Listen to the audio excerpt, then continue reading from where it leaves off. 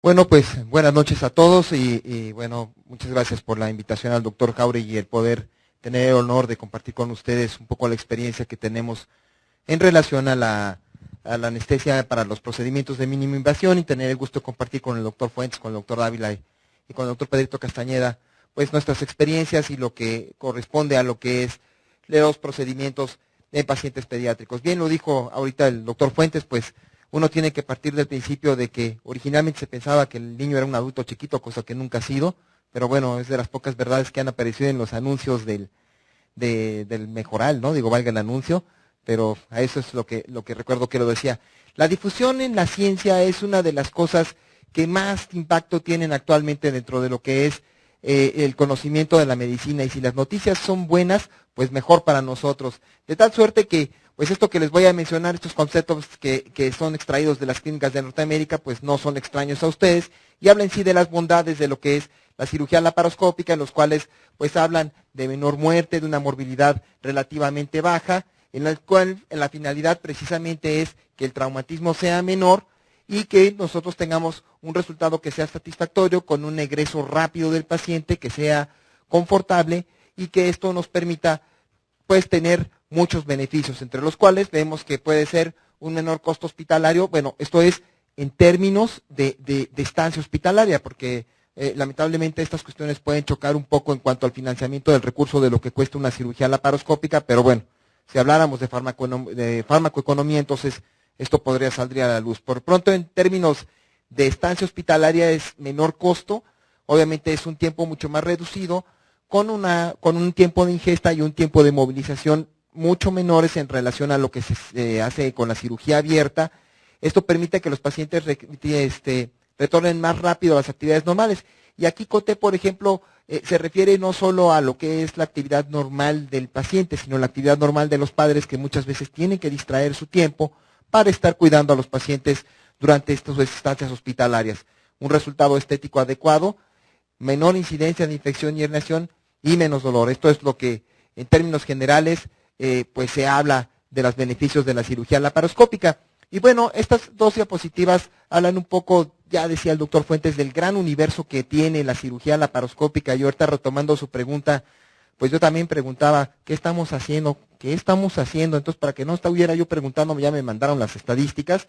Y como pueden ustedes observar, la cirugía de mínima invasión puede abarcar no solamente todo lo que es la patología de la cavidad abdominal, sino que también puede incluir la patología de la cavidad torácica y en no pocas ocasiones, que en este caso no lo voy a mencionar, a los pacientes neuroquirúrgicos. Aquí están algunos de los casos que hemos tenido más frecuentes durante el año pasado. Esto obviamente cada institución en relación a su experiencia y en relación a las variaciones que hay de recursos y de cada hospital escuela, pues pueden variar. Y aquí están parte de los grupos etarios entre los cuales nosotros estamos teniendo. Como pueden ver, pues abarcamos casi todos los grupos etarios prácticamente, unos más, unos menos. Y en términos generales, pues los beneficios de la cirugía laparoscópica, pues como ustedes ya lo saben, se menciona que pues son con muchos beneficios. Sin embargo, no siempre todas las cosas salen bien o como uno quisiera, y una de estas principalmente es tener en cuenta cuáles son las diferencias entre los pacientes pediátricos y entre los pacientes adultos. Normalmente, cuando uno, ya lo mencionaba el doctor Fuentes con mucha certeza hace un momento, hace el aterrizaje de lo que es las técnicas y los manejos de los pacientes a los adultos, de los pacientes adultos a los pacientes pediátricos, muchas veces se estrella uno con el campo que tiene el paciente pediátrico. El paciente pediátrico abarca desde el prematuro hasta los 18 años, es decir, estamos hablando desde los 800 gramos hasta los 80 kilos. Entonces, esto hace que el universo de que abarca la anestesiología pediátrica sea muy abierto, y entonces esto nos obliga a tener muchas consideraciones en relación a las diferencias que existen entre uno y otro, y que de ello impactará no solo el manejo que nosotros demos en términos de abordaje de vía aérea, en términos de cuánta presión se debe de hacer en la vía aérea, sino cuánta presión puede tener el abdomen para que nosotros no tengamos problemas. Y algunas de estas consideraciones, no vamos a entrar en demasiados detalles para no cansarlos, pero como ven ustedes, las diferencias entre los pesos son abismales. Esto se da obviamente por cuestiones de crecimiento y desarrollo. Y una de las pautas fundamentales que ya lo mencionará el doctor Dávila al hablar de las técnicas y todo esto en relación, es que todo lo que nosotros hacemos en anestesiología pediátrica está tasado en miligramos, nanogramos, microgramos o microlitros por kilogramo de peso o metro cuadrado de superficie corporal. No tenemos rangos promedios, sino que tenemos que adecuarlos a cada una de las características de los grupos etarios. Y como pueden ustedes observar, ya decía el doctor Fuentes en relación a lo que es la superficie corporal en términos 1 de la piel y en términos 2 del peritoneo en relación a los kilos por kilo de peso, de los metros cuadrados por kilo de peso, tiende a ser mucho mayor en los grupos de recién nacidos que en el grupo de los adultos, y obviamente esto va cambiando conforme el crecimiento se va dando.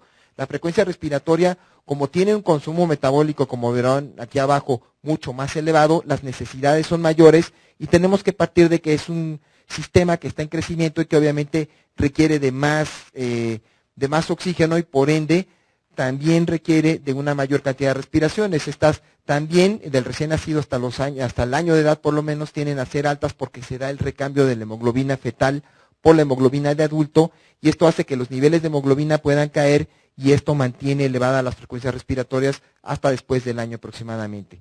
Aquí están algunas otras de las consideraciones en relación a los volúmenes y capacidades, y aquí de lo que es importante al margen de lo que pueden ustedes observar en la frialdad de los números, es que la mayoría de estos pacientes, si partimos desde los recién nacidos hasta aproximadamente los escolares, entre los cuales ya tienen prácticamente las mismas capacidades que los adultos, dependen básicamente del volumen corriente y con una muy poca capacidad de reserva. El espacio muerto es muy similar, pero entonces el rango que tenemos para que el paciente tenga menos capacidad de ventilación tiende a ser mucho más estrecho de lo que nosotros manejamos en los pacientes adultos. De hecho, los alveolos terminan de desarrollarse hasta los 8 o 9 años de edad, entonces las capacidades pulmonares hasta esos grupos etarios ya podemos pensarlas muy similares a los adultos, por lo tanto, incluso las presiones que se manejan tienden a ser inferiores.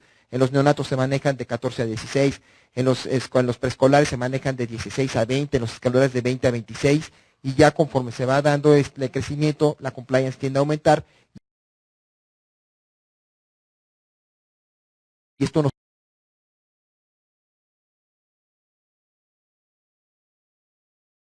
permite que podamos manejar mayores presiones. Aquí, para precisamente, hablando de los grupos de las diferencias de la ventilación, aquí vean ustedes los grupos cómo se van incrementando y como lo que les decía, ¿no? Hasta un año la frecuencia cardíaca, la frecuencia respiratoria, tiende a ser mucho más elevada en términos del recambio de hemoglobina y en términos de crecimiento y de consumo. Conforme se va dando el crecimiento, pues estas van disminuyendo hasta los valores de adulto. Y esto lo vamos a considerar porque cuando nosotros programamos nuestros volúmenes y las capacidades que tenemos que vamos a utilizar en los ventiladores, es muy importante que no olvidemos estas diferencias de acuerdo a cada uno de los grupos etarios. ¿Y por qué lo vamos considerando? Porque cuando nosotros tenemos una cirugía de invasión mínima en la cual vamos a insuflar el abdomen y en el cual vamos a producir cambios importantes a nivel respiratorio, tenemos que considerar varios puntos. Por ejemplo, el incremento de la presión intraabdominal causa un desplazamiento cefálico del diafragma y este obviamente va a traducir un incremento en la presión pico, puesto que está desplazando todo hacia la cavidad abdominal, hacia la cavidad torácica, y va a haber una reducción del volumen corriente. Esta situación se va a ver acentuada cuando está el paciente en la posición de Trendelenburg, porque la misma gravedad va a hacer que la masa visceral se desplace hacia la caja torácica y esto reduzca aún más la capacidad de los pacientes y puede verse favorecida en el caso contrario cuando tenemos la posición de Fowler o Trendelenburg inversa, en el cual la masa visceral se va a desplazar hacia la porción inferior y va a permitir que tengamos una mejoría en relación a una disminución de la presión pico y un volumen corriente mucho mejor. Este mismo desplazamiento diafragmático también hace que de alguna manera el incremento de la presión y la reducción de los volúmenes hace que haya un incremento de la ventilación hacia las zonas no dependientes de los pulmones, sobre todo si están utilizándose técnicas retroperitoneales en las cuales los pacientes puedan estar en decúbito lateral. Disminuye la capacidad residual funcional y como ya habíamos mencionado, los mismos incrementos de la presión, esto va de manera directamente proporcional al incremento de la presión intraabdominal. Conforme esta se incrementa, presenta la presión pico inspiratoria. Ya se ha visto que, por ejemplo, los valores entre 10 y 15 centímetros de agua de milímetros de mercurio de la presión intraabdominal puede hacer reducciones del 18% de la capacidad residual funcional y puede disminuir hasta el 23% de la capacidad vital. Entonces, esto obliga muchas veces a que cambiemos las estrategias de ventilación cuando nosotros estamos manejando a los pacientes, en el cual no voy a hacer mucho hincapié porque esto lo vamos a ver un poco más adelante. Como ven ustedes, si tenemos incrementos de la presión pico, muchas veces los pacientes pediátricos por la mucosa, por la habilidad de la mucosa traqueal, las sondas con globo no están bien admitidas sino hasta los 8 años de edad, que es cuando ya la mucosa traqueal ya tiene una madurez manifiesta y permite mucho más los incrementos de la presión que pueden darse por el globo, aunque sean de baja presión, sin que exista abrasión importante de la mucosa o lesión. Entonces, cuando nosotros tenemos en el entendido de un paciente que está en una sonda sin globo, estamos hablando de un paciente de menos de 7 u 8 años, y la presión intraabdominal es muy elevada y hay una presión pico muy elevada, entonces pueden existir fugas de aire alrededor de las ondas cuando estas no tienen globos, y aparte de todo esto nosotros podemos encontrar que haya alteraciones en la ventilación perfusión que puede darse a efecto de dos circunstancias. Uno, del cambio fisiológico per se que produce el incremento de la presión abdominal y la compresión de la masa pulmonar. Y dos, si nosotros modificamos la posición y tenemos una presión demasiado elevada, esto también puede reducir el gasto cardíaco, y esto va a hacer, obviamente, que también tengamos cambios en los espacios muertos y vaya a alterarse las relaciones de ventilación-perfusión. Cuando nosotros estamos en el escenario de un paciente en el cual va a ser sometido a un procedimiento toracoscópico, podemos tener dos escenarios comunes. Uno, en el que está aquí descrito en la diapositiva, en la cual se puedan utilizar las técnicas de ventilación de un solo pulmón, en el cual requiere muchas veces que se tengan los catéteres o los bloqueadores bronquiales, o se tengan los catéteres, las ondas de Fogarty, o se tenga obviamente el fibrolaringoscopio para poder hacer el abordaje y poder bloquearlo selectivamente, como ven todas estas técnicas. Y en estas, no siempre, cuando se logra hacer este tipo de técnicas, no siempre es necesario que se insufle la cavidad con aire. Cuando no es posible, entonces no está contraindicado poder utilizar la ventilación, pues la bipulmonar, la ventilación regular que normalmente utilizamos, pero en este caso se requerirá de las presiones adentro de la caja torácica, las cuales son requeridas entre 3 y 6 milímetros de mercurio. Por supuesto, esto no escapa a que nosotros tengamos cambios importantes en la masa pulmonar. Va a haber una compresión de la misma masa pulmonar, va a haber alteración de la ventilación-perfusión, pero aquí lo que requieren las estrategias es que nuestro volumen corriente sea bajo y la frecuencia respiratoria alta, o la otra modalidad que se puede hacer es manejarlo por presión con frecuencias respiratorias más elevadas. Cuando hablamos desde el punto de vista cardiovascular, nosotros vamos a encontrar todos los mismos cambios por lo que ya habíamos mencionado en términos de crecimiento y en términos de madurez. Y vean ustedes las variaciones que pueden existir en estos grupos. Este grupo de recién nacidos hasta los 10, 11 meses son los más importantes, porque el gasto cardíaco depende aquí fundamentalmente de dos situaciones. Uno, del volumen sanguíneo circulante, y dos, de la frecuencia cardíaca. De tal suerte que cuando nosotros estamos con frecuencias cardíacas que son inferiores a los 100 latidos por minuto, ya son considerados como paros hemodinámicos, en los términos de que la circulación de la sangre no va a ser lo suficientemente adecuada para que el paciente reciba adecuadamente sangre y la perfusión sea la idónea. En estos escenarios, cuando nosotros tenemos este tipo de circunstancias, lo que se recomienda, independientemente de que sea un procedimiento laparoscópico o sea un procedimiento abierto, si la frecuencia cardíaca está por ahí, hay que descartar cuál es la causa. Si tenemos una situación en la cual existe una pérdida importante de sangre, o que hay una hipovolemia secundaria a un estado de choque que está incipiente, o si es por una tracción visceral o por una maniobra vagal, bueno, ese es de los casos en los cuales está indicado el uso de la atropina. Si no, la adrenalina tendrá que ser el medicamento de primera elección para revertir uno de estos eventos de acuerdo a los lineamientos últimamente. Ya como pueden ustedes ver, conforme se va dando el crecimiento, pues las frecuencias tienden a disminuir y van cambiando. Entre la relación de la presión arterial tiende a ser baja hasta aproximadamente los 8 o 9 años en los cuales el sistema ganglionar ya está maduro y las modalidades de presión, de regulación de la presión arterial, de contracción de la arteriola y los mecanismos de liberación de hormona tiroidética y de renina-angiotensina y todo eso ya están completamente maduros. Estos se van dando alrededor del sexto y séptimo año y entonces ya empieza a tomar las cifras más similares a las de los adultos. Y esto es porque tenemos que considerarlo de acuerdo a cuánto aire debe de entrar a la cavidad. Y aquí tenemos un punto que normalmente es un choque entre el grupo anestésico y el grupo quirúrgico.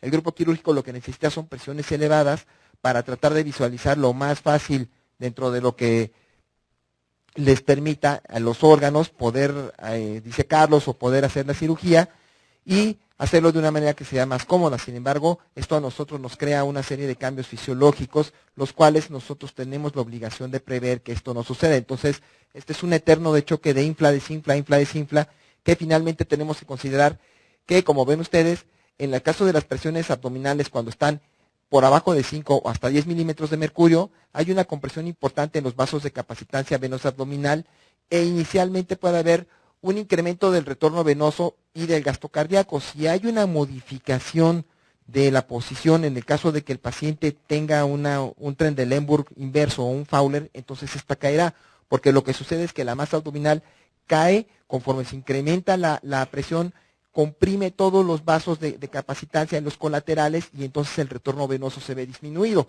que es lo que dice en el enunciado de inferior, ¿no? Las presiones abdominales mayores a 10 milímetros de mercurio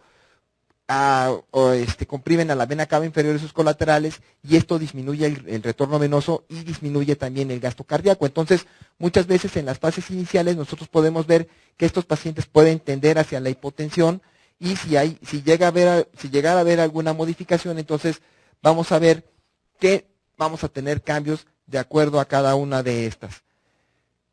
Tenemos efectos generales en relación al uso del neumoperitoneo y del uso del aire en el tórax.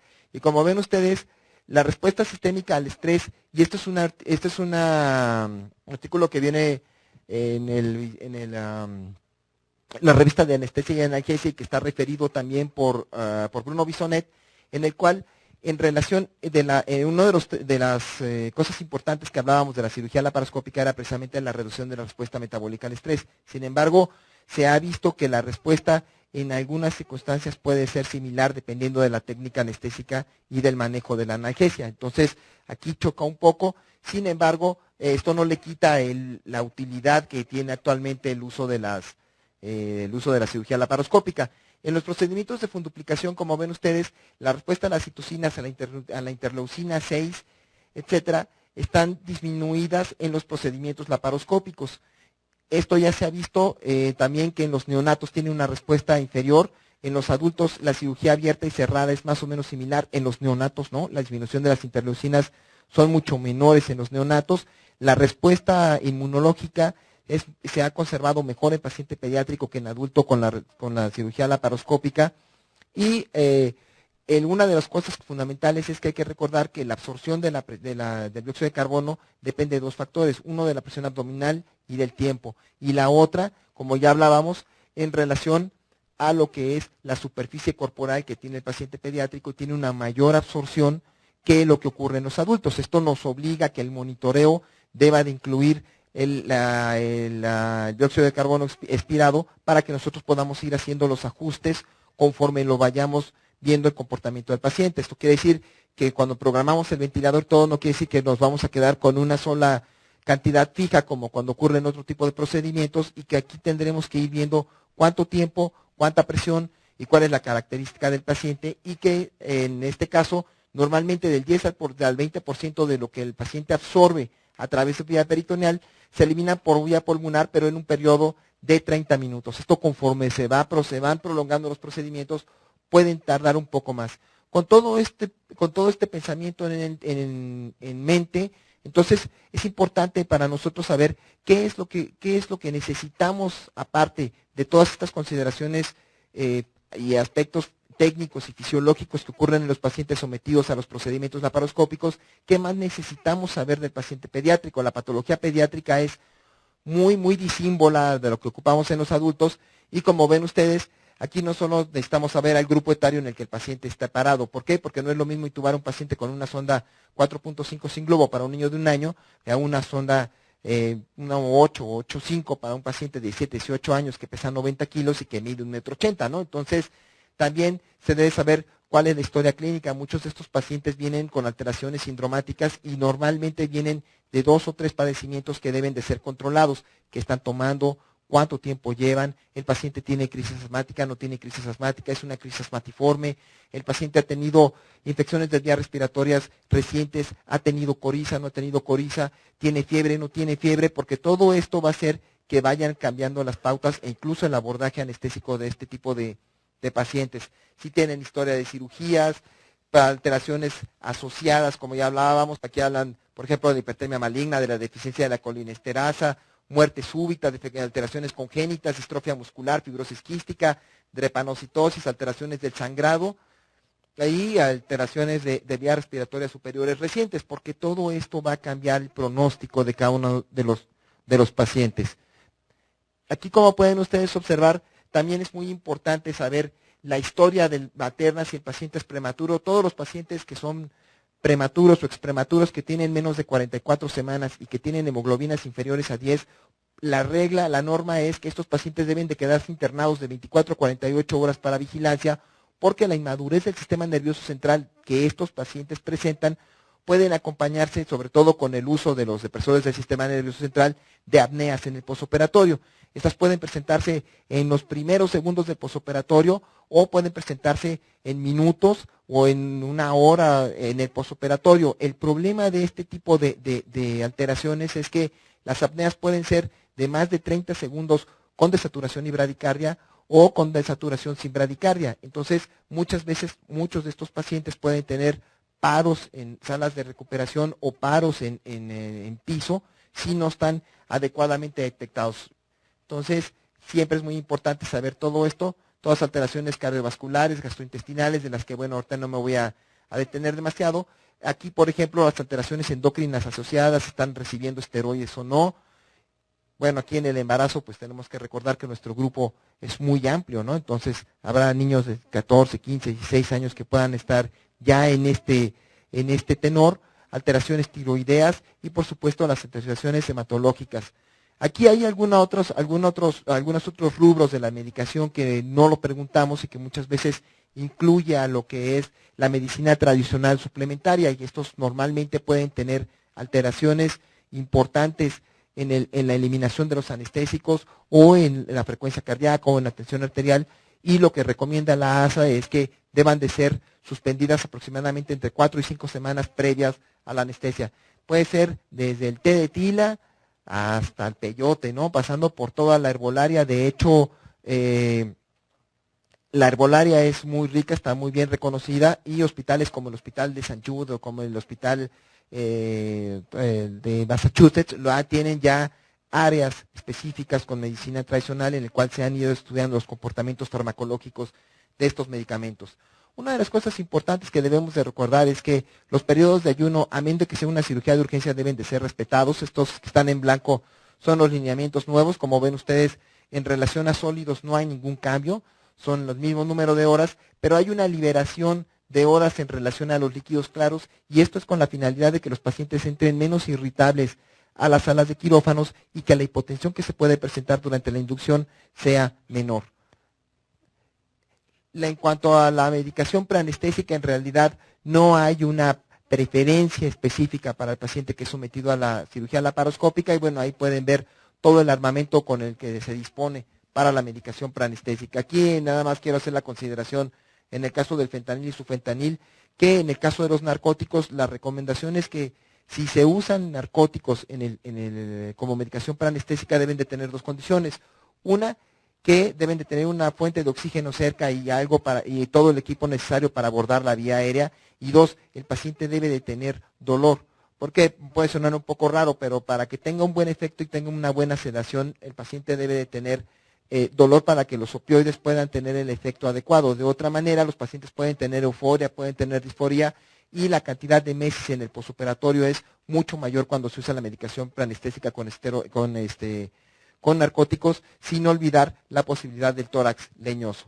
Obviamente el transoperatorio, ya ven ustedes los manejos, normalmente lo que se recomienda, la presión arterial no invasiva, el electrocardiograma, la saturación, el CO2 expirado, y en el caso de los pacientes que están graves, pues pueden ser inestables y que en algún momento tengan que entrar a un procedimiento de este tipo, lo que se recomienda es que la ecocardiografía transesofágica les permite que en tiempo continuo puedan observar la precarga, la contractilidad, o en el caso de un embolismo aéreo puedan detectarse de manera temprana.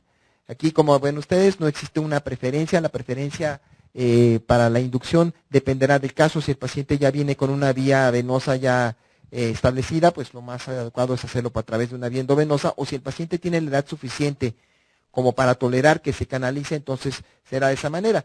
Y si no, entonces la inducción inhalatoria no está del todo proscrita. Lo que se sugiere es que no se exceda con la hora de la presión positiva al ventilar al paciente. De hecho, hay un estudio que se hizo el año pasado en anestesia y analgesia que rompe el paradigma de los 20 centímetros de agua, sino que ya se encontró que entre 16 y 17 centímetros de agua ya ahí empieza a haber burbujeo en el estómago de la entrada de aire. Entonces, la recomendación actual es que sea entre 15 y 17 máximo para que no se venza el esfínter y el aire no entre al estómago. Aun cuando de todos modos los pacientes van a ser sondeados para descomprimir el estómago, muchas veces parte de este aire, cuando las ventilaciones son demasiado vigorosas, puede pasar al intestino delgado y eso dificulta más la visualización en un procedimiento de este tipo. La relajación neuromuscular tampoco está proscrita. Esto dependerá mucho de las escuelas, unos la usan, otros no la usan. Y el control de la vía aérea, aquí hay una divergencia. La gran mayoría está totalmente de acuerdo en que el modo más seguro de asegurar la vía aérea de un paciente que está en procedimientos laparoscópicos es a través de la sonda endotraqueal. No hay más. Ese es el puntal, el número uno. Sin embargo, algunas escuelas han mencionado, en el caso en la escuela de Pittsburgh, donde está Peter Davis, y en el Sick Children de Toronto, donde está Bisonet, ellos han llegado a utilizar algunos dispositivos supragglóticos, pero solo en los procedimientos que no tienen una introducción intracavitaria importante, o en el caso de las hernias o de las orquidopexias, que bueno, yo creo que el doctor Dávila ya les hablará un poco de esto con un poco de más detalle, y que en este caso la mascarilla laringea Procil es la que ha dado muy buenos resultados. Sin embargo, por ahí hay un artículo del British Journal de Anestesia del año pasado donde encontraron que existe fuga y que hay distensión de estómago con AUN cuando se utiliza con la Procil. Entonces, habrá que individualizar cada uno de los casos. Sin embargo, el acuerdo general es que hasta el momento la sonda endotraqueal es la que tiene mayor seguridad. El vaciamiento gástrico, el vaciamiento de la vejiga, que son parte de lo que es el protocolo del procedimiento que va a ser sometido a una cirugía laparoscópica. Y bueno, aquí están las modalidades de la ventilación, que normalmente es la ventilación positiva intermitente. Y bueno, la anestesia inhalatoria es la que normalmente se utiliza. Sin embargo, hay bastantes protocolos en relación a anestesia endovenosa con sufentanil y propofol, con remifentanil y propofol, con fentanil y propofol, la cual también ha dado buenos resultados. La anestesia regional, aquí hay un poco de choque en términos de la literatura. Todos conocemos los beneficios que da la anestesia regional y esto nos ayuda a proscribir el uso de los relajantes musculares, de tal suerte que esto permitiría que la recuperación fuera sin el inconveniente que existe a veces con los relajantes no musculares. Pero en los pacientes en los cuales son sometidos a anestesia regional ya se ha visto, sobre todo en estos grupos de 7 u 8 años en adelante, en los cuales la respuesta ya está bien instalada, tienen hipotensión muy sostenida y en algunas ocasiones esto disminuye el llenado ventricular, disminuye el gasto cardíaco, el índice cardíaco, y esto deteriora muchas veces, sobre todo cuando los pacientes están en Fowler, el pronóstico de los pacientes durante esta cirugía. Requieren de mayor cantidad de líquidos. Entonces aquí hay un poco de choque en cuanto a la literatura en relación a la anestesia regional. Y aquí en los líquidos, normalmente la mayoría de la literatura dice que se debe hacer con las cantidades mínimas porque son cavidades cerradas. Sin embargo, existe otra corriente que dice que como hay muchas veces recambio de aire de un lado a otro en lo que insuflan otra vez y vuelven a aumentar la presión y que la pierden porque cambiaron de puertos y porque se les salió, etcétera. Dicen que este recambio no permite que se caliente el aire adecuadamente y entra seco y frío. Entonces esto hace que haya mayor pérdida y hay quienes tasan que las pérdidas deben de ser manejadas entre 3 y 5 mililitros por kilogramo de peso por hora. Y en el caso de la escuela del Sick Children, ellos lo que hacen es utilizar una carga de 10 a 20 mililitros por kilogramo de peso antes de que entre la insuflación rápida y después ya lo manejan de manera convencional a 1 o 2 mililitros por kilogramo de peso. Y bueno, esto es el contexto general de todo lo que hemos hablado, ya no me voy a detener más en esto, pero como ven ustedes, los cambios en la posición son influenciados directamente por las dos, tanto por la posición de Trendelenburg y la inversa. En Trendelenburg lo que se recomienda es que la posición de la mesa no sea mayor a 15 grados, porque existe siempre la posibilidad de complicaciones en relación a las embolias.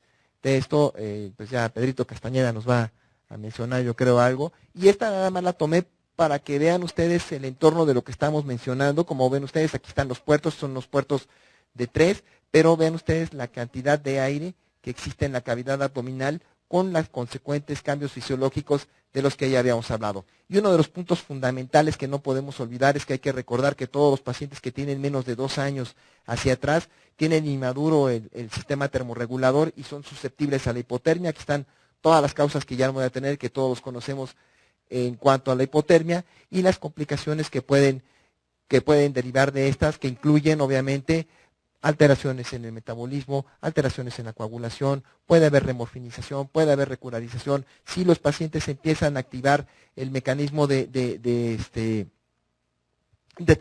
termorregulación, pues va a haber mayor consumo de glucógeno, va a haber acidosis y esto va a traer este ciclo que ya todos conocemos. Y bueno, aquí hay algunas causas de las alteraciones, nada más es para mencionarlas, ahorita las vamos a ver con el doctor Castañeda más adelante, en los cuales nosotros debemos de estar muy, muy alertas de qué es lo que sucede en relación al estado de nuestro paciente y cómo van cambiando las situaciones para tratar de buscar cuáles son las mejores medidas. Ahí están algunas de las causas de la hipoxemia. Aquí hay otras. Como ven ustedes, pueden ser derivadas de la técnica, pueden ser derivadas de lo que estamos nosotros manejando, pueden ser por una inadecuada restitución en el caso de que haya algún sangrado o alguna pérdida importante, sobredosis de los medicamentos, una mala posición, el embolismo. Y bueno, aquí hay algunas causas de la hipocalvia, como pueden ustedes observar. Puede ser por una intubación bronquial selectiva, y aquí están los cambios, que ahorita que Pedro nos lo mencione con más detalle, pues ya lo veremos. En el caso de que tengamos un ingreso de la dióxido de carbono a través de la cavidad, sobre todo cuando están con las funduplicaturas de Nissen, o si tienen esos defectos diafragmáticos pequeños en los cuales se puede filtrar el CO2 hacia la cavidad torácica, pues esto también nos puede provocar un capnotórax, que a veces es un poco complicado distinguirlo de lo que es un neumotórax, los síndromes de hipoventilación y los incrementos de la absorción y sus causas. Aquí hay algunas causas igual de bradicardia en el transoperatorio. Como ven ustedes, no siempre es tan fácil como lo vemos. Y, por supuesto, uno de los peligros que no se ven de manera tan común, porque normalmente lo que se refiere es que los embolios son muy pequeños, son unos microémbolos, y por lo general son eliminados de manera eficiente durante el transoperatorio o hasta los primeros 25 o 30 minutos en el postoperatorio, pero que en algunas circunstancias, como los pacientes que tienen cortocircuitos intracardíacos importantes, un foramen oval permeable o que se haya reabierto por algún gradiente de presión, aquellos pacientes que tienen cortocircuitos intrapulmonares, los cambios bruscos de la mesa de los que ya estábamos mencionando, o aquellos en los cuales hay una presión muy importante y haya algo de trauma, pues todo esto puede condicionar en algún momento en que podamos tener un problema, como en el caso del embolismo. Y bueno, pues todos quisiéramos... ¿Quieren que regrese el anterior? Perdón. Y bueno, finalmente, pues todos quisiéramos salir en hombros, ¿no? Cuando tenemos nuestros manejos, pero pues la idea es que un buen manejo juicioso y todo, pues nos permitirá que nos saquen en hombros, ¿no? Gracias.